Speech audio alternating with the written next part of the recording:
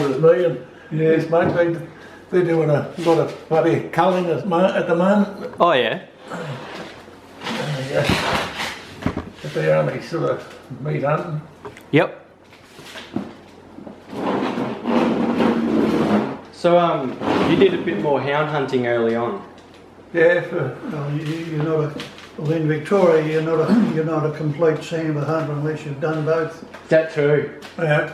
Yeah. No, I had it with Bobby Bigham and Phil Bennett and Otterado Ruff and from in the 70s up until the 90s. Yep. About 20 years. All just out of Melbourne somewhere? Yeah, out of at Croydon. Bobby used to live, and we used to meet out there first thing Saturday morning, early in the morning, then drive to a spot up near Big River or somewhere up around there and, with the hounds. Otto Ruff and Ray Jennings and all the old boys. But those were in the days when we used to work hard for a deer. Yeah. We used to get about 40 odd a year. A year, yeah. Oh, now they do that in the weekend. Yeah, it's pretty crazy. And like back then, getting from Melbourne out to Big River and that, was the track easy road, or did it take a while? The roads were good all the way up there, but the track, where we hunted was all rough, pretty four-wheel driving all the time. Yep. Up around all the backcountry, up around Mount Terrible and the Federation, all that country was all a few deer there then. Yep. Yeah, we used to get a deer most weekends. Most weekend a deer, so yeah, whatever. As soon as they got a deer, I'd catch the hounds, that's it. We go and have a cook up and call it a day, split up the deer. And yep. It was, good weekends. And you'd always bring out a whole deer, like... We always cut the whole lot out. Yep. Yeah, well, that was the thing. But now when they get half a dozen for the day or more, what do you do with them? Exactly. There's a lot of meat there. It's, you can only eat so much. Yep. No, we never wasted a bit those days. Every bit, a whole deer. We used to cart the deer out whole a lot of the time. So 4 or 5 blokes and on a pole, carry them out. If they were close enough, and you could dash a bit of a track in, we'd drive the 4-wheel drive in and pick them up. Yeah. We had some good hunts. I got a lot of photos of the old hound hunting days. Do ya? Yeah. Yeah, they'd be good to check out. I'll definitely check out a heap of your photos. And, a few of the old blokes, I miss the company. They were old, when they're 80s like me. But Otto, he got coming home from hunting one weekend, and the bloke drove into him head on and he got killed. That's a few years ago now. You heard of Otto Ruff? Just in publication, I reckon maybe in Errol's book it might have touched on him a little bit. He was a taxidermist there. He was one of the original taxidermists and president of the ADA, and at one stage there about when Kenny we swap every 2 years. We change over vice president, have a rest. Yeah. You need it back then in the 80s. Well, it was a hard decade. Yeah. In terms of just running the ADA type stuff? No, fighting for the... keep hunting, trying to ban hunting and stopping hound. They tried to ban hound hunting. We beat them because they didn't know what they were talking about. Yeah. And that's one of the few times we got the media on our side to work. We worked with the media. A big rally in the city. Yep. Yeah. Had a couple of thousand guys there, wasn't it? Yeah, we had one at Rawson and one at Dandenong. And then we also helped the cattlemen. There was a by-election in Nunawading. We did about 100 deer hunters. There's a letterbox drop right through Nunawading, supporting the cattlemen, the High Plains grazing.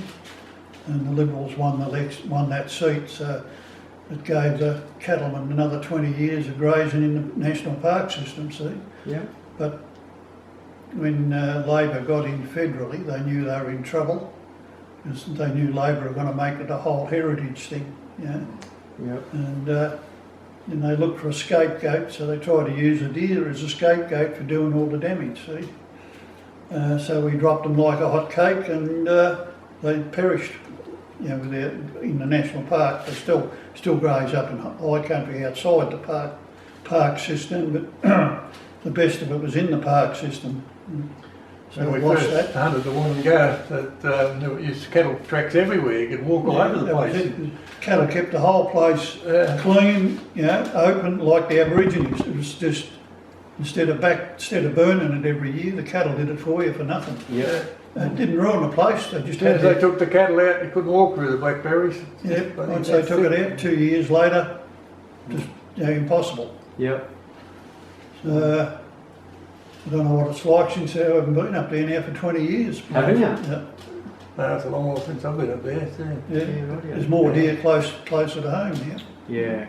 And We the only deer I shoot now is cullen deer, just a few vineyards and bits and pieces we do. yep. Bloke ring up and complain, so we go up and get a bit of meat and fill up the freezer. Yeah, it's perfect. Oh.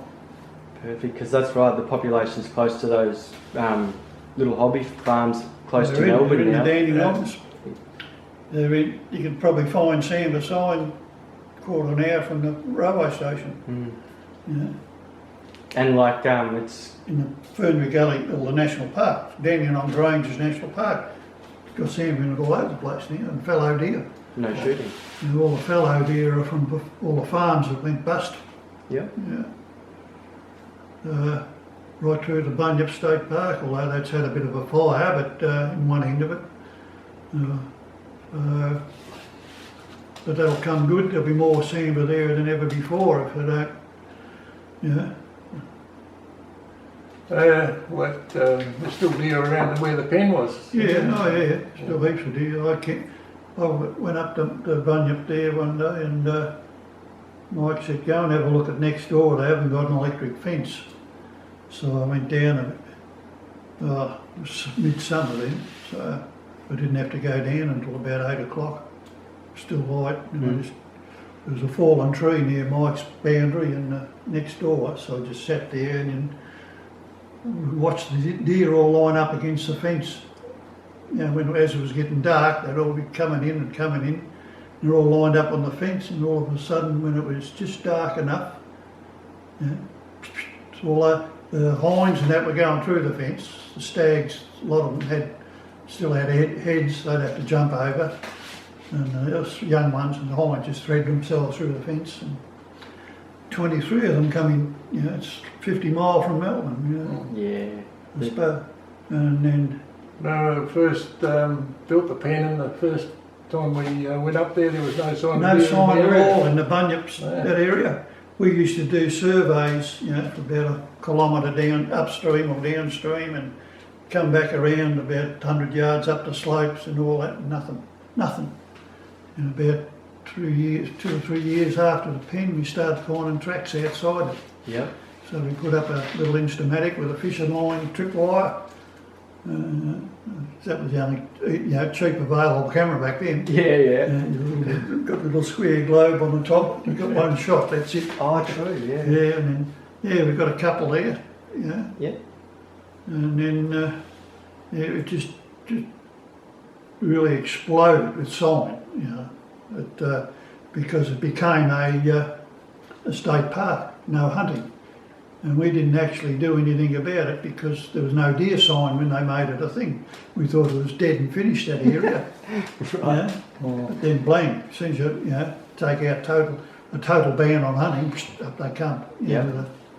And And that was at the start of the Bunyip enclosure, so that was at the start of the Bunyip enclosure. that was a bit before 86. 86. Started that one. Yep. And by the mid-90s you could walk around the perimeter and there'd be rubs each side because the stags inside and outside would be displaying, I'm better than you and all that, and I can do this, I can do better than you. There'd be rubs all around the bloody pen. Jesus. That wide, no attempt to get out or in. Yep. So Because typically a sambar's hard to enclose, you know what I mean, especially a wild one. yeah. Is that because those original ones sort of came from a bit of a zoo background or where they got held for a while? That they The were females are the toughies. right. They can adapt to anything. Yep. You've got to be something really stressful to put them off. But the stags, they're very delicate. The one that we got from wherever, he was probably born and bred in flat terrain. we took him up to a bush environment, and, you know, he just died of stress. Oh, right. Yeah. Right. Yeah.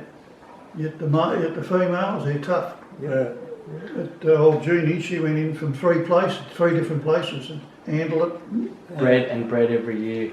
Yep. Yep. And we had one we got from the Werribees, who she was 20 years old and still calving when she died. That's amazing. Yeah. I was involved with Bobby in they had a pen up near Werribee in the early days, and we used to catch a deer alive in Eildon Weir then. We used to hunt the weir with the hounds. The deer would run into the water, and we'd have a boat and we'd catch them in the water and put a bag over their head and put them in a crate and take them back to the pen. Yeah, rightio. Oh. There you go. Classic. So they were wild deer, yeah. And around Eildon it was legal to hunt them with the hounds then. Yep.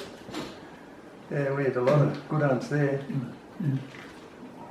Yeah, we had a licence for 12 deer, or 10 or 12 deer.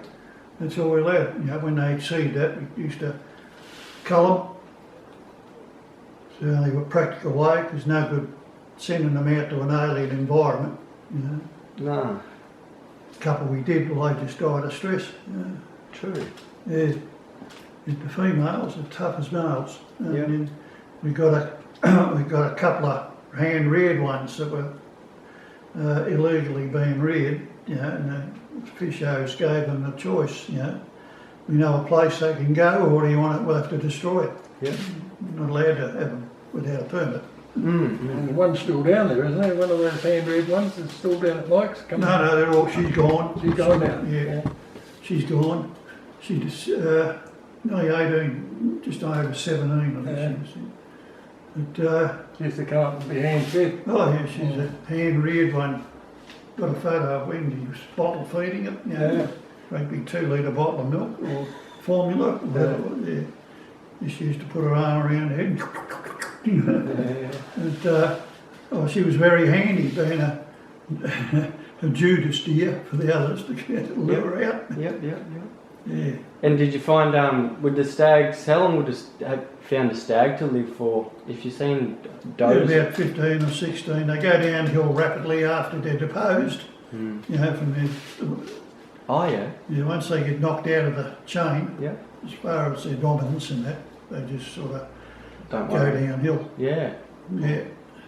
They're out, they're just out in the wild, they're living a solitary life. Yeah. That's all they're doing now, like they do. Well, the stags are a solo animal until it's, you know, they've had cast their antlers and then grow a new set, and when they start hardening up, well, it's time to get out and start demonstrating on around and, you know, start heading off around the hills and spend the next 6 months mating.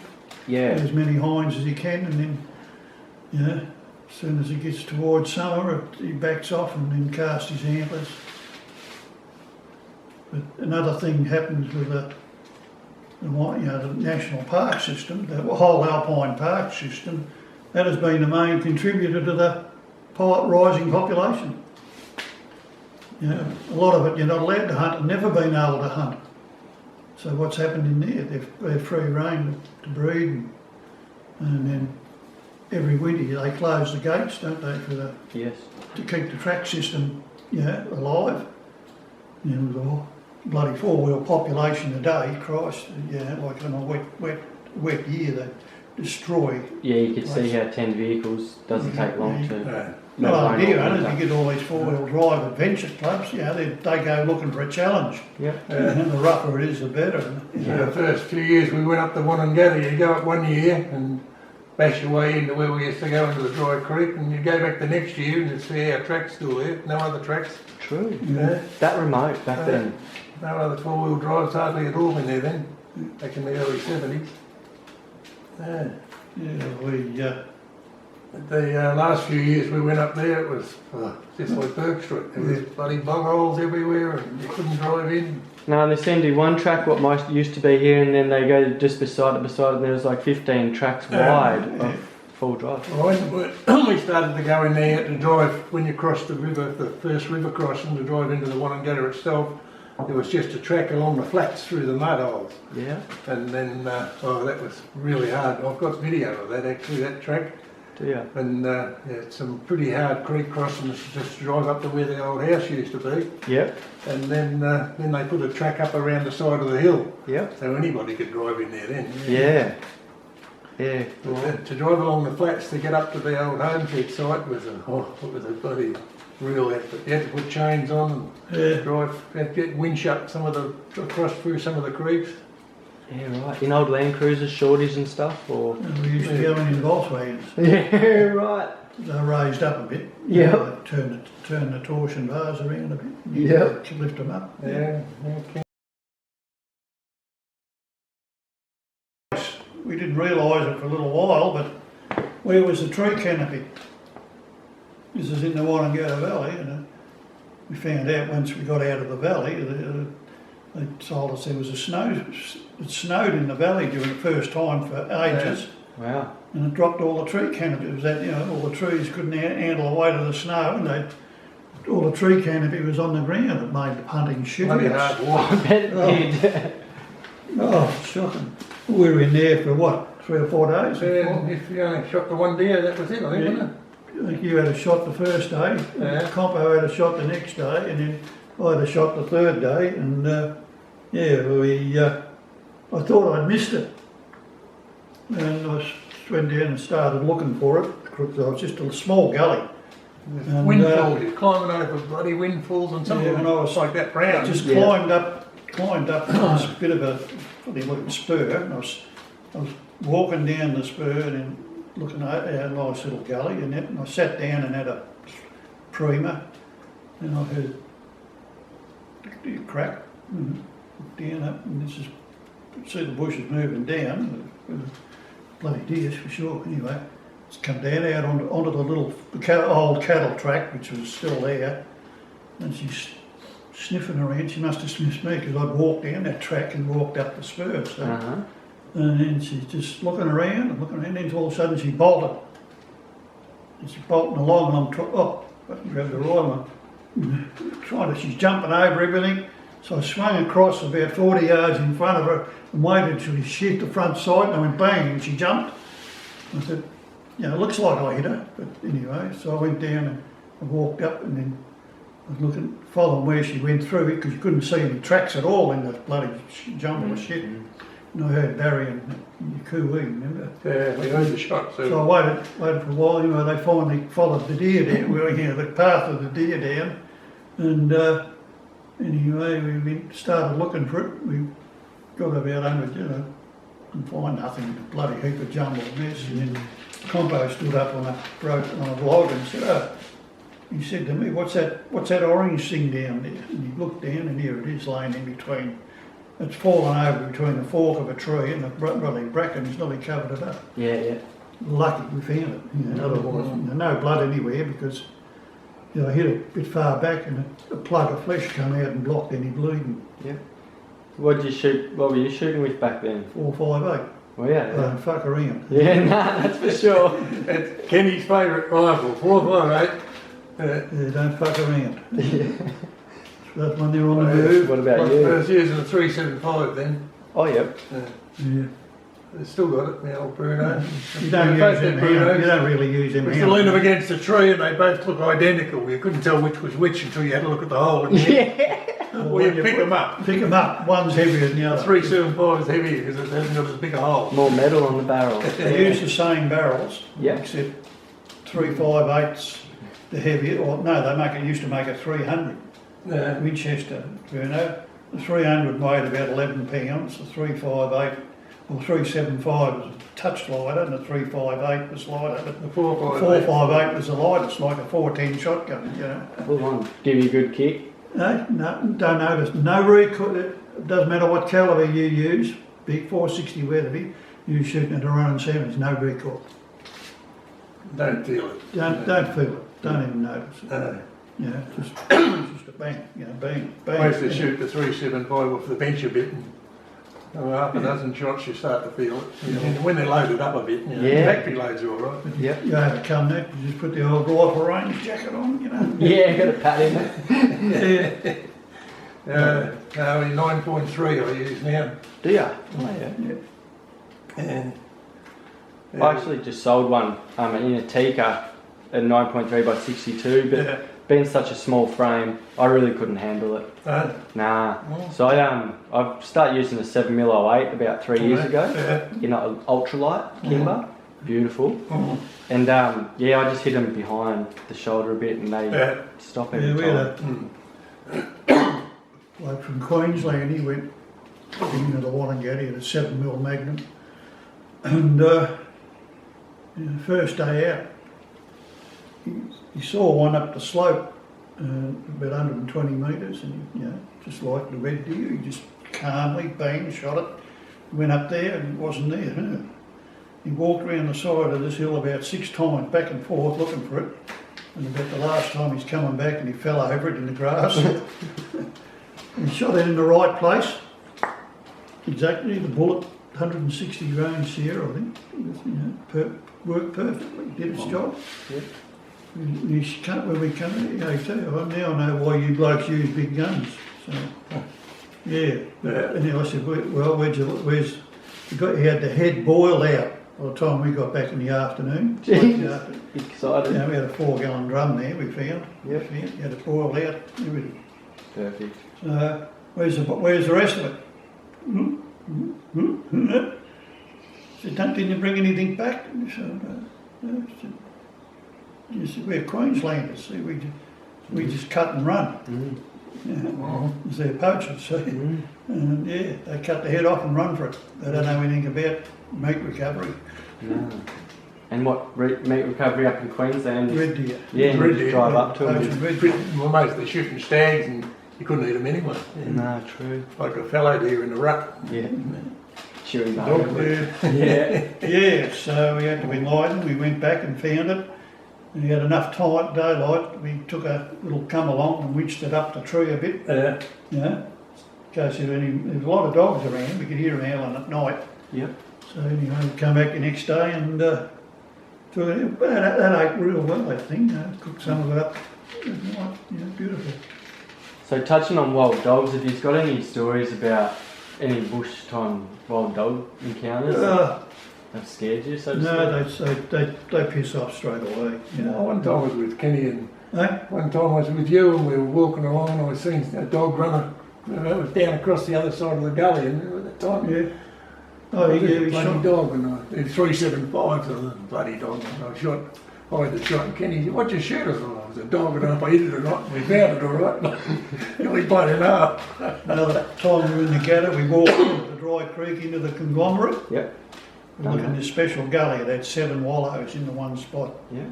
You could see it from the track, the guy's track. If you had binoculars, you could pick it out. There's a crag there, you can look over this particular gully. Right. Anyway, we walked in there. It's a fair way, it's a fair walk. Anyway. From where are you going from? Dry From down the creek. Yep. Yeah, you've got to go out over one ridge, there's a bit of a hollow, and then over another ridge. I've been up through that saddle and dropped into the conglomerate. Yeah. You see the big wallows at the end and the tip of bluff? I don't reckon I got that far up in that you wouldn't spot. got that. This is, unless you've been there, you can't tell. It's No. where to go. Yeah. There's bluffs up above it and all that. Anyway, we got in there, we're stalking up the main gully, and there's a fork which goes up into a grassy, flat sort of thing with all the wallows in it. Anyway, we didn't make it. I'm just walking up and I hear bang! And the bloody hind comes rolling down the bloody hill. I'm looking at where's Barry, I found him hiding hiding behind a tree or something there. I said, what's wrong with you? He said, you're going to have a go at me if you're shooting at me. I don't give a bugger. He shot it, Then we had to get it out. Yep. So here we are, stripping, would have pull the camera apart or something. We didn't have our camera, did we? No, Never never had had a camera. I think we took a photo. We finished up cutting the back legs off it and it was a bloody long ball back. We hung the front legs up. There was a shortcut in. There is a I shortcut took the in. back straps and the back legs on it. Yeah, we're going That'll to do. come back in. Bloody oath. Well, McLaughlin and I coming back in, but we just come up to the spur and drop down. It was steep. You couldn't walk out of it Yep. with a deer. But we had to go. We had to sidle around. We've got to carry the back leg each and the back straps and everything. And we're slowly inching around and gaining height with the cattle pads, and finally, hour through hours, we finally get back into the dry creek and we walk along. And he's saying his legs killing him and all that. And I said, but just think when you get back to the truck, ice cold can, you go. He said, shut up. Gets to a fallen tree, pulls out the radio, Joan, put a can on the freeze in the cruiser. Quick, quick, quick. I was too lazy the next morning. Kenny and we went up the rest of it. Actually, we had a shot at a deer, but missed him. Yeah. And then we went down and grabbed the back 2 front legs and come out. Yeah. We travelled light too. We were coming out with front leg each, and that was it. Yeah. And like back then when you were hunting that Wanangata, the deer had been there for quite a while by then, eh? Oh, Yeah. So well, were you guys really, shooting any deer or stags? Were you shooting any deer that you've come across? Yeah. Yep. No, I never just hunted stags, always just meat hunters. Yeah. If you got a stag, it was a bonus, But don't worry about shooting stags anymore. There's one there, we'll shoot it.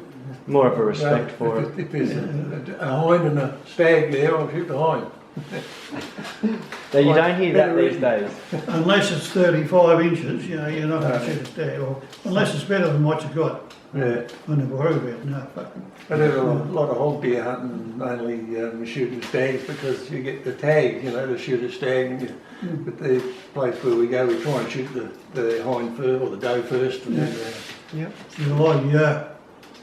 we had a dry spell. It was about, it was in the 80s. 83, 84 drought. We had a drought, remember? 83? Yeah. Ash winds, all that. Oh, yeah. And we were on a gal, I forget who I was in there with. And I walked over into the conglomerate, same deal. But before I dropped into there, I'm standing there and I'm looking around the side of the conglomerate. One gully's greener than the others. All the trees are green, And there's got to be water in there then, so anyway, sure enough, I walked down there. I'm walking down, and then there's a deer grazing, got its head down, so it's 5 minutes of waiting. Put its head up, it's a hind. No, I'm not going to shoot too far out, too far away, by myself. Yep. So, walked down, there's another one there. And I walked down a bit further and something coming at me. Well, here comes a big stag through the bush. No, it's cattle. As soon as he saw me, he goes, and off he goes, Because they'd be pretty wily cattle. Oh, they'd be alright, but you never worried about them really. I didn't even bother putting my rifle up or anything. No. So as soon as I saw what he was, but then I walked up, got down to the creek, there's cattle pad right along it, like that there. So you go for a stroll along the park, it's like a park, along there, and you make good time and everything, and I get up, I said, right, shit,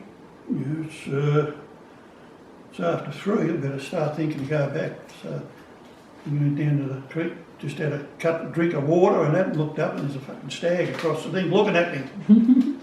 About 26 inch head. Yep. Nice little head, fuck it, too far. Just made it back by dark. Yeah. Did you ever get caught out on the hill at dark without any supplies and that? No, we've never used it. We've never, in the later years, I carried a compass. No radios, no compass. I've been lost or disorientated. We get disorientated. But you work out where you are. And I had a young bloke out. One of Wally's mates, the Chinese bloke. Oh yeah. Edward, anyway. What's his name? He got disorientated once we were out up at Jamison, and we did a great big circle, and he's constantly looking at his GPS, and I'm not, anyway, and then we're getting back, I knew the place, and he asked me, how far away from the car are we, you reckon, he says. I knew it was only over the rise, you know, a couple hundred yards. I said, oh. So I looked at my watch and said, oh, about 200 yards, I suppose. Maybe over the next, should be over the next rise. And you go, oh, God, let me get over, see the blue top of the car. Oh. But like today, compared to back in the olden days, you guys had basic equipment, so to speak. Oh, yeah, just And nowadays, it's blokes more walking around, they're gadgets. worth $50,000. Yeah. And they can't bring home the bacon, that's for sure. Well, you've got to have a buddy, a Garmin GPS before you can even leave the truck. It works, and then you. Like, The old mobile phone works now. Yeah. And what about camouflage? Like you head to toe? well, yeah, well, Always got an orange hat. Yep. yeah, Flano, Swanee, yeah, well, not or with, camo. if you hunt with hounds, no way, no. That's, you know, you have nowadays proper hound teams where this, an orange hat, or, you know, both, Yep. because it's a team effort. And a couple of blokes have been shot through not blokes, you know, they didn't see them. One bloke nearly lost his leg up in the big river there, you know, the team there was like saw a hind, you know, the hounds are well behind it. This hind comes running down the creek along the gully side, and he just went up with his woody, which was illegal because they temporarily banned semi-automatics in 87 or 88 Right. because of those Queen Street and Hoddle Street shootings. And he's just gone bang, bang, bang, bang, and one of the other blokes were coming in onto the scene, and a pretty dark and gloomy day, overcast, and this bloke's wearing very, you know, grey, you know, nothing out, you know, and he's hit him in the leg. Accident, but, you know, That's how it happens. just didn't see him when he was swinging, bang, bang, bang, and yeah, they fucking got him out, and luckily they saved his leg. Yeah. And and stupid buggers, because, you know, when they got the call at Eland, the ambulance, they call the cops because it's gunshot. The copper got a ride in the ambulance.